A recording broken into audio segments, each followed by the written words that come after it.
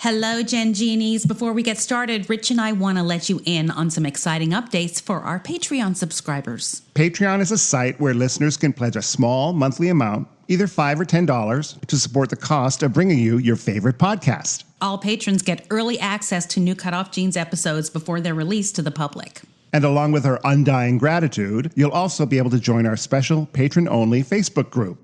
But the most exciting new perk is exclusive access to essays I'm writing from my upcoming memoir. And you guys can help me be editors. New Patreon supporters will also get a shout-out on the podcast. Rich and I enjoy bringing you the CutOff Jeans podcast and would mean so much if you would consider supporting our labor of love. Just go to patreon.com/CutOff Jeans podcast. Thank you all so much, my Gen Genies.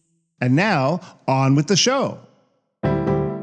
Is your family tree a mystery? Are you fascinated by genealogy?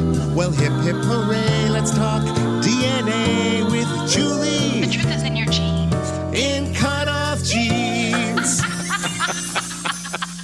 Welcome to CutOff Jeans, the podcast that helps you find the truth using nothing but DNA. I'm Julie Dixon-Jackson, and I'm a genetic genealogist, henceforth known as a Gen Genie. And I am Richard Castle, the producer and co-host of this podcast.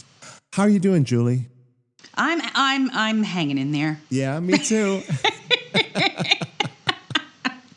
I'm fine. I am spending a lot of time doing crafts lately.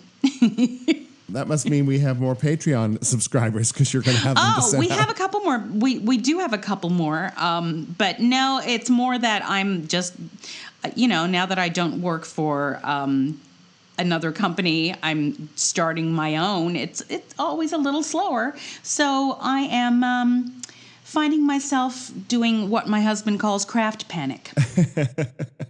Yeah. And I have spent most of my time working on the script for Love Stings, the musical that's opening this June at Northern Sky Theater. And I'm just so excited about it because every time I work on it, I can feel it getting better and better and more ready for production. So I just had a discussion with someone about merchandising and things are starting to move. So I'm really, it's like the light at the end of my COVID tunnel. This whole thing I've been waiting for. This has been since 2020. It was supposed to go up in June. And so 2 years later, and I'm so excited. So I'm so excited for you. I can't wait. As we get closer, I'll let people know when and where and all that if there's anyone in that area that wants to go. But in the meantime, what's going on in DNA news, Julie? Well, let me see. I'm going to start with a little bit of trivia that I got from Dr. Henry Louis Gates of Finding Your Roots.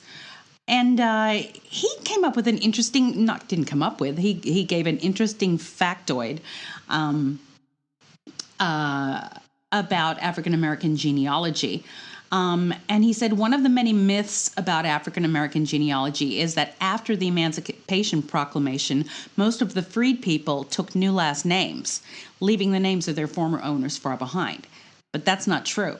Many former slaves actually kept the names of their former owners, and that's how they are listed in the 1870 census.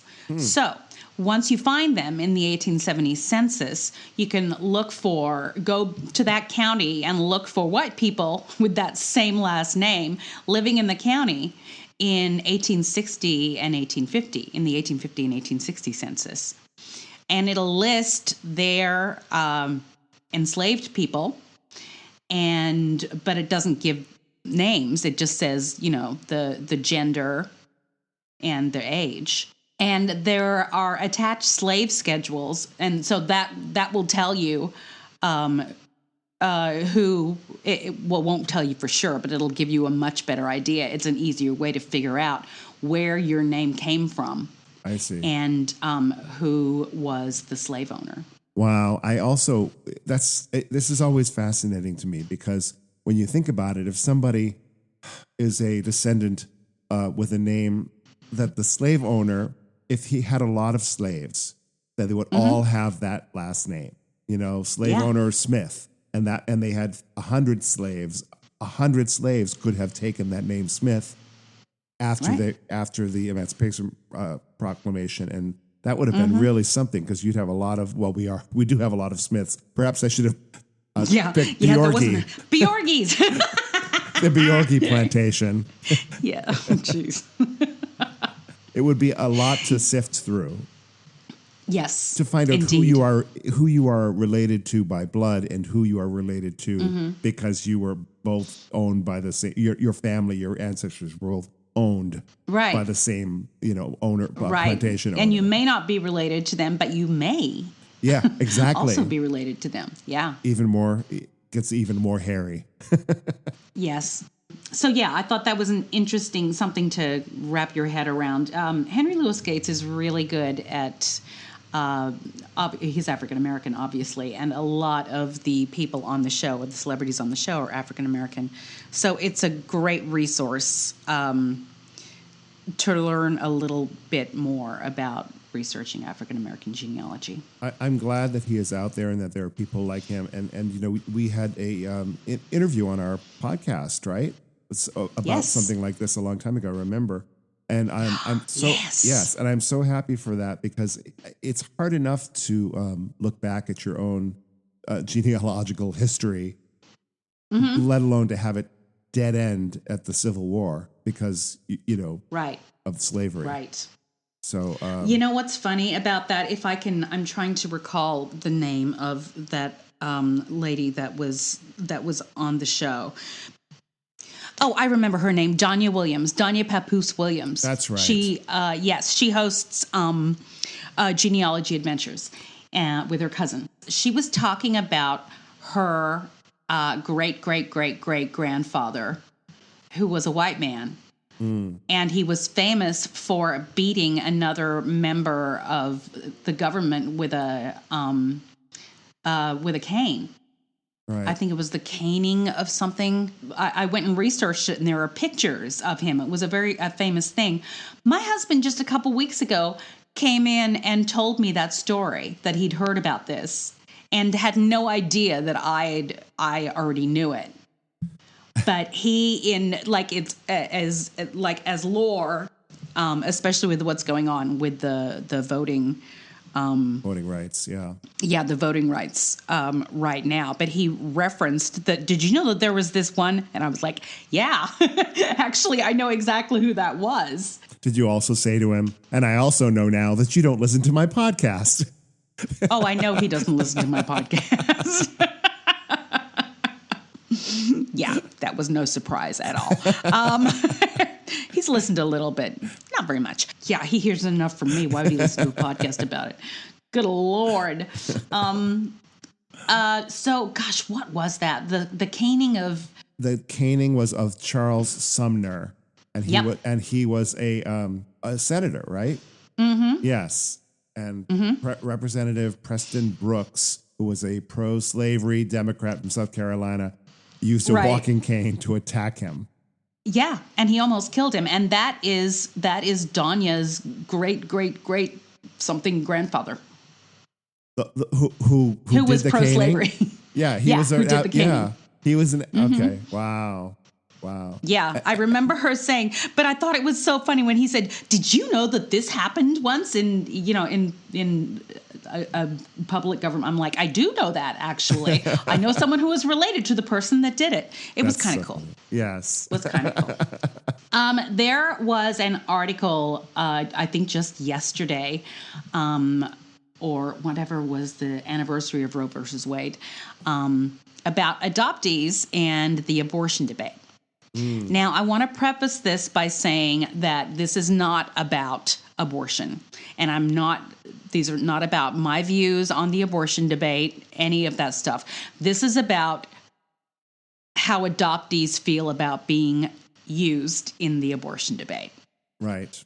We touched on this when there was we talked about the daughter of the woman who was at the center of the court case for Roe versus Wade. Yes. It was Norma something. McCrory. Yeah. McCrory. And it was her daughter that she had given up for adoption. Yes. Right. Okay. So It said on the anniversary of Roe versus Wade, adoptees don't want to be a pawn in abortion debates. Adoption is not a panacea for unplanned pregnancy, nor a substitute for abortion. The main argument about it is when people try to bring adoption into it, they are two separate issues. So abortion is a pregnancy issue. Adoption is a parenting issue. Right, okay. Right. So abortion is really a health issue. Right. So on December 1st, 2021, the Supreme Court heard opening oral arguments on a Mississippi abortion ban that, if upheld, would significantly undercut Roe. We all remember that. Yes. During oral arguments, Justice Amy Coney Barrett discussed safe haven laws, which we've talked about before, which allow a person to leave a baby at a firehouse, police station, or other designated area without legal or criminal retribution, and adoption, asking one legal representative if both options negate the need for abortion care. Amy Coney Barrett, has 7 children, including 2 children who were adopted from Haiti. Both Roe and Casey emphasized the burdens of parenting, Barrett said.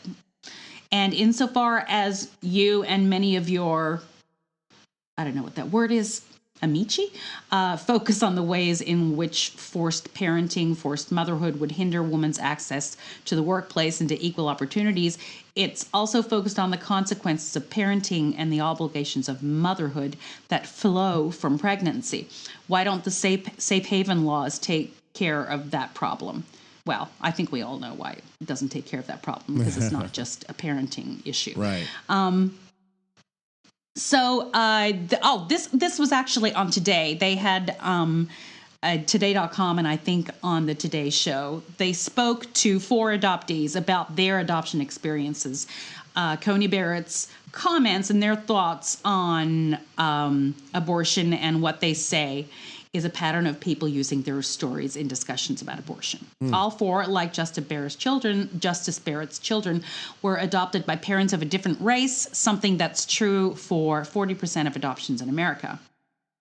So I'm just going to touch on what each of them said, and I'm just going to read the part where they specifically referred to what she said and being used in this argument. So Nicole from California said, it's infuriating when this happens because it is shifting the focus. Adoption is not a panacea for unplanned pregnancy, nor a substitute for abortion. Curtailing abortion care access only inflates the problem that causes potential for greater harm to the women who feel they need abortions. Making abortions more difficult to access is not the solution. Seonju, 36, from Alabama, she is a Korean adoptee, said, I think it's really important for people to understand that just because you can put a child up for adoption doesn't mean that abortion won't be needed. It's upsetting to hear people use adoptees as pawns in their arguments. So it's frustrating to hear so many people try to weigh in on adoption practices when they're non-adoptees.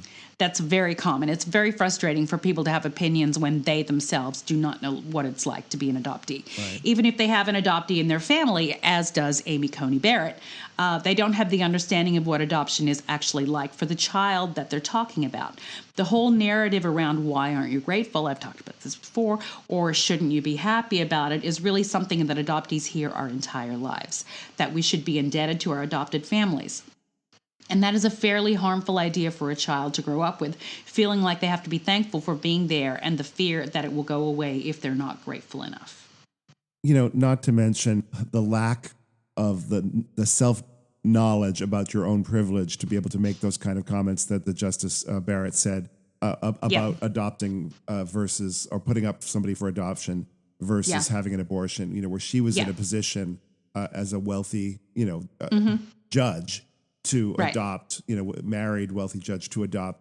She didn't have to worry about any of the financial or other support issues. But I'd be curious to hear in the long run her adopted children's take on being adoptees. Usually happens quite a ways down the line because adoptees don't feel safe speaking out about it when they're in it. Right. So Megan from Washington said, while Justice Barrett does have experience as an adoptive parent, she can't ever understand what it is like to be an adoptee. Like any other minority, adoptees are the only experts on what it means to be adopted. And so our voices must be centered in conversations around adoption. We need to be careful not to conflate abortion and adoption. Adoption is not a solution to abortion. It's quite frustrating to me as an adoptee personally to see and hear that argument. At the same time, we need to have a conversation about adoption and the need for adoption reform. And we need to be having that conversation separate from the abortion conversation. Adoptees are not here as a solution. We are a community of folks who have gone through a very significant experience. And so to use us as a solution is an insult to our community, honestly. So, well said. There you go. Yeah. Yeah. I was impressed with the way they got their thoughts together and were able to. So yeah, that's another, I'm constantly seeing, why not adopt? Just put them up for adoption. Like that's easy for anybody. Right. Right. Yeah. It right. Sort of assumes that you have the means also to carry that child to term. And that you live in a place where you can you have the support to continue with a pregnancy to the end. It's just to me it's ignorant. Me too. Yeah. I guess we're on the same page right. here, Julie. I'd love to be devil's advocate, but I can't do that on this one. I know. Yeah, thank you. I appreciate that. Would you like to take a break? I would like to take a break. Okay. If you're enjoying our podcast, please subscribe, rate, and review, or consider supporting us on our Patreon page, patreon.com/CutOff Jeans Podcast. Now back to Julie and me. All right, we're back. Hello. I would like to talk about something that is very important to me. So anyone who is in the Facebook group, the private Facebook group, will know why I'm talking about this. There was an article posted the other day that I referenced. It was about a very unfortunate situation involving a biological family and a child they'd given up for adoption. And it was very upsetting. Yes. And so I would like to, without naming names or without getting specific, if you'd like to read about it, you know where you can find it. I think it's very important to emphasize the fact that if you are an adoptee, or if you are looking for biological family and are looking to hire or to find somebody to help you to find your biological family, it's very important that the person that you hire is somebody that is trauma informed, or specifically adoptee trauma informed and biological mother trauma informed. Just really informed basically on the whole adoptee triad. Because people who run a business that finds families for people, like it's a factory, that they just, the more cases they can get and the more they can promote those cases, the larger their company could become. And what happens a lot of the time is that the people that are in this, that are experiencing this trauma, because here's a fact, even when you find biological family, the trauma's not over. Sure. Everything happens, and sometimes it takes a while for a reality to hit you, or for you to come out of the fog. It's very, very complicated. Make sure when you're looking for a company to help you, have a look at how their advertising works. Have a look at, Google them and see what kind of stories there are in the press. And get an idea of how they might treat their clients, whether or not they are looking for a good story that they can exploit, maybe a story they can sell. A lot of the times, a lot of companies will actually do this for free in exchange for being able to put a camera in your face and sell the story. because that makes them look good. And that's very upsetting as an adoptee to see that happen. And I've seen it happen a lot.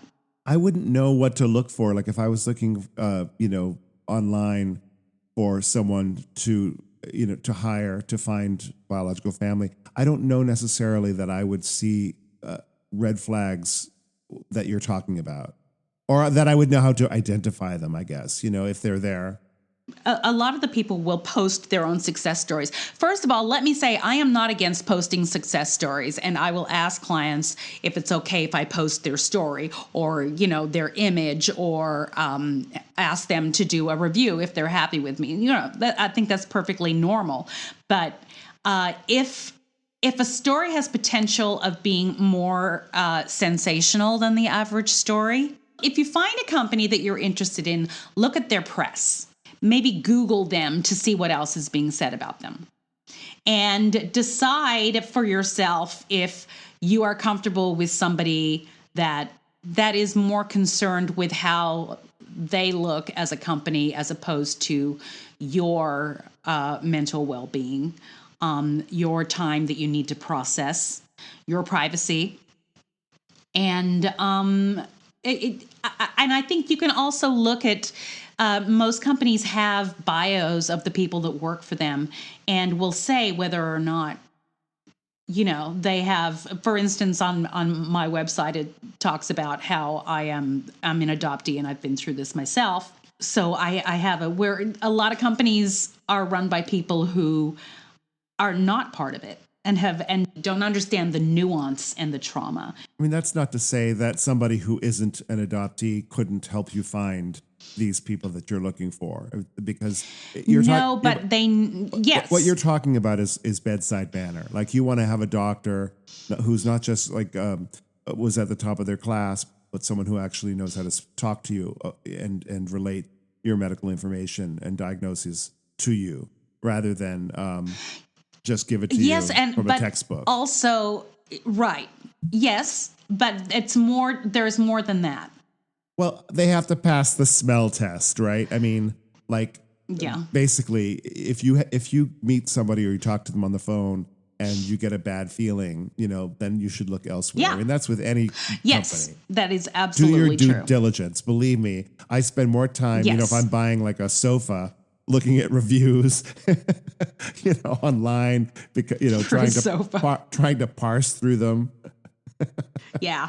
To see, is this really what I want? Is this a really quality sofa? Right. So my point being, if there's a company you're thinking of hiring, Google them and see what is out there, what they put out there about themselves. That, you can see the way a company runs in and of itself.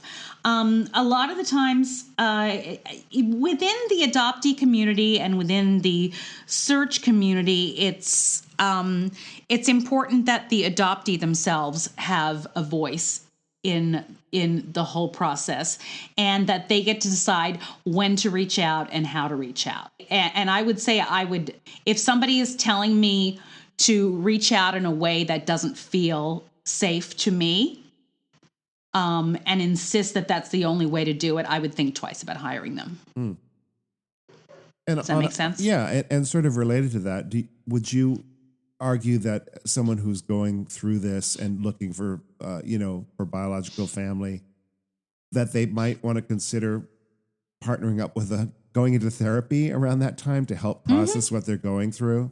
Because the Absolutely. person who always the genealogist or the investigator, whoever it is that you hire, is not necessarily going to be your therapist. No, not necessarily, but that's also why it's important that they are somebody that is informed, that understands what they are going through. Yeah, you would hope that as opposed to someone who just hung out a shingle because they're a good investigator, but you know what I mean? Right. Does that make sense? Yeah, to me, it's the bedside manner analogy. It's you want a doctor who's going to treat you like a human being and be fair and also someone that you can trust to that you can trust to have your best interests at heart. And if, for instance, if maybe it goes south, not than to maintain your privacy and not try to exploit how it went south. Good advice, Julie. Thank you. Thank you. All right. Should we take another break? Let's take a break. Thank you for listening to CutOff Genes with Julie Dixon-Jackson and Richard Castle. You can support us by going to patreon.com/CutOff Genes podcast. Now, back to the program. It is story time, and it's time for part 2 of Don Kosmakos' epic Odyssey. Great. Do you remember where we were last week? Yeah, we were. So Dawn is an MPE, not parent expected, misattributed parentage event. And she got to where she'd been reaching out to DNA matches that are cousins. And we kind of have a chuckle about it because this is when we were both starting out before we were genetic genealogists. And we made all the mistakes that we tell people not to do now. So it happened to work out for us, but don't take that as advice of what to do. We're just saying it just happened to work out for us, but we wouldn't do it that way today. Anyway, so here is the rest of Dawn's story. Great. Let's listen in. All right. One day, and this, again, something I always tell people not to do, but I did it and it worked. I found a tree online of a cousin who her father passed away. So my uncle, so her father's name was shown publicly. Mm-hmm. And I said, so I looked this girl up on Facebook and I sent her a message. Mm-hmm. And I said, hey, this is going to sound kind of, shocking, but I think that I'm either your sister or your cousin. And this girl, the sweetest thing you ever met, wrote me back. She said, absolutely, you totally belong in this family. I could tell, she could just tell. Oh, wow.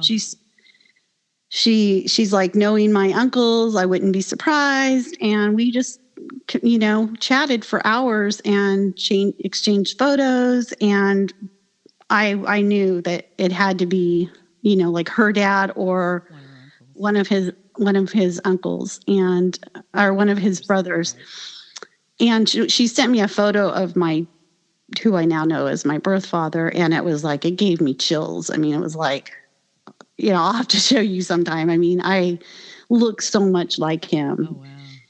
And he had lived in the city that I was likely conceived, where my mom lived. And so it all matched up. So I asked her if she would test at 23andMe first before I reached out to him and just confirm. And funny enough, when the results came in, she was, I can't remember the CM amount right now, but it was right there on the cusp of first that cousin. With me too. So, well, in this case, it was pretty cut and dry. If two females who share the same father are going to share a full X, That's right. That's right. And I don't know why I didn't ask Stephanie. I think I was just sort of loosey-goosey all over the place, asking random questions to random people. And, well, that's something that a lot of people don't know, though. The two, and in my case, it was a brother, so that didn't help at all.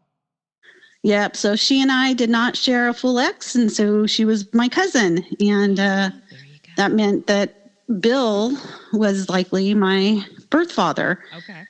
He being the one of the other three brothers that was in the right place at the right time. Gotcha.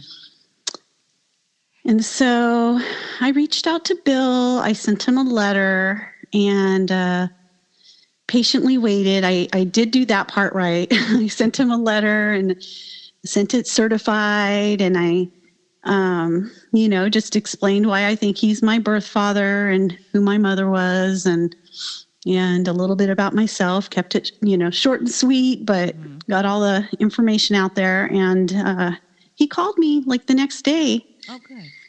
And oh my gosh, I just remember that feeling. I was so excited. Yeah. And I remember when I got off the phone, I literally jumped up and down like a little kid. I was so giddy. Yeah. But yeah, he was very kind and very nice. And wonderful. He said, if you're well, if you're my daughter, then I want to know you. Yeah, and, great. We've really hit it off with their family.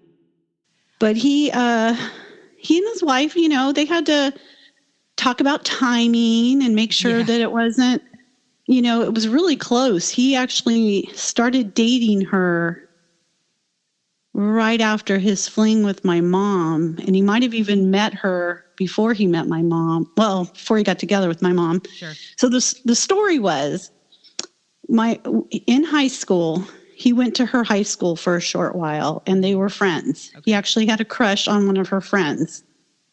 And so they hung out a little bit. And then he was 1 or 2 years older than her. So he, graduated or moved on or went to another high school for a while or something like that. And then, so they never saw each other again. And one day he's sitting in a Bob's Big Boy having breakfast. And my mom walks in and they start chatting. And next thing you know, they go back to his place for a little late morning afternoon fling. And he never saw her again. And she hadn't remembered that. And she moved on. Maybe the next week she met my dad and was all, gaga over him. And, and, maybe it took a month or two to realize she was pregnant because she was young and dumb. And okay, so earlier you were talking about this one guy that both your mother had thought this isn't the same guy. No. No. I was sure you were going to come back and it was him after all. No. That guy, I think him and my mom might have had a little fling after she got married or something. I don't know the timing on that, but it was a completely different guy that she had no memory of. And so nothing was in her memories about him, no pictures, no, nothing to even, I would have never known if it wasn't for DNA. Never, ever, Absolutely. ever. Yeah, me too. Don't you wish that, of course you wish she was still alive, but wouldn't you love to know what her memory was of that now? Yes, totally. I think about it. Yeah. Yeah. I'm so thankful that my birth father knows, some of the story at least. Yes. Absolutely. Yeah. And now it's, it's almost like a joke. Without going into a whole nother long story, but one thing that we found that we all have in common, between our families is that we like to make video. I'm always the one that does the videos for people's funeral or, that type of thing. Just my son's going into filmmaking. My birth father makes these elaborate home movies. They're just hilarious. And we actually get together as a family and we call it family movie night and we watch each other's productions and, and show and tell kind of thing. So his latest movie, which was just it was just amazing. There's actually a reference in there to the Bob's Big Boy, and so, it's a very loving, humorous family. I love it. We get along so well. I have 2 new brothers and one of them, we've clicked my husband, my 2 boys, him, his wife, his 2 daughters. We all we get together several times a year as much as we can. Oh my God. But that was 2016 when he got the letter, early 2016. And then I just was so in love with this whole experience that I just started helping people. And that's how I got into genetic genealogy too. So you're like me, a self-taught Gen Gene. Yeah. Yeah. I feel like I was very privileged to be in groups that, were, popular and reputable, CC Moore's DNA detectives. I was in Search Squad as a search angel. So I call that my internship. Yeah, me too. The first couple of years I don't know about you, but I had so many matches that were also adopted. or didn't know, who their father was. And so my first few, DNA angel cases anyway, were cousins, were distant cousins. And I was able to figure out, and they were all in Australia. So I'm very good at researching Australian. Well, that's good to know. Wow, what a great story. What a great story. You're like me in that you're just like, yeah, I know I did all the things you're not supposed to do. But, and I was the same way. And I preach that people don't do that just because you only get one chance to make a first impression. And you just really have to be careful about the way you go about it. Yeah. You just never know. And my birth father did say after the fact, and I like to share this too, that he wasn't upset or anything, but he was very put off, I guess was the best word. He was kind of bothered that I shared this information with his brother's daughter. Oh, interesting. Before he wasn't mad about it, but he's like, I don't really know her that well. And, he felt kind of awkward that she knew that he had some kind of fling, obviously, and that's a really good point. That's a really good point. And that's why, because I know you responded to one of my TikToks about that. It's like, let's let people off the hook of having to, guess as to who your parent might be by just asking factual information about their family tree. Right. Just, very basic questions like, who are your grandparents? For an experienced tree builder, especially, can solve the whole thing right there, and they'll nary be the wiser. Totally. So yeah, I'm glad we're on the same page about that. Yeah, I actually notice that a lot when I watch your TikToks. I'm like I'm expecting you to say something, that I disagree with, and I'm like, nope, yep. Like I'm totally. Yeah, I think it's from being in the trenches that we get it. We know what works and what doesn't. And what the more, I used to work with a PI that was just like, cold call people, ask them. And so many doors were slammed in my face, and so many clients never got their answers because people shut down. And you really have to be careful about the way you go about it and take everybody's situation into consideration. And take your time, which is for a lot of us hard. It's hard for me. Yeah. But, I prefer if I don't have to contact anyone, working on a search. Me too.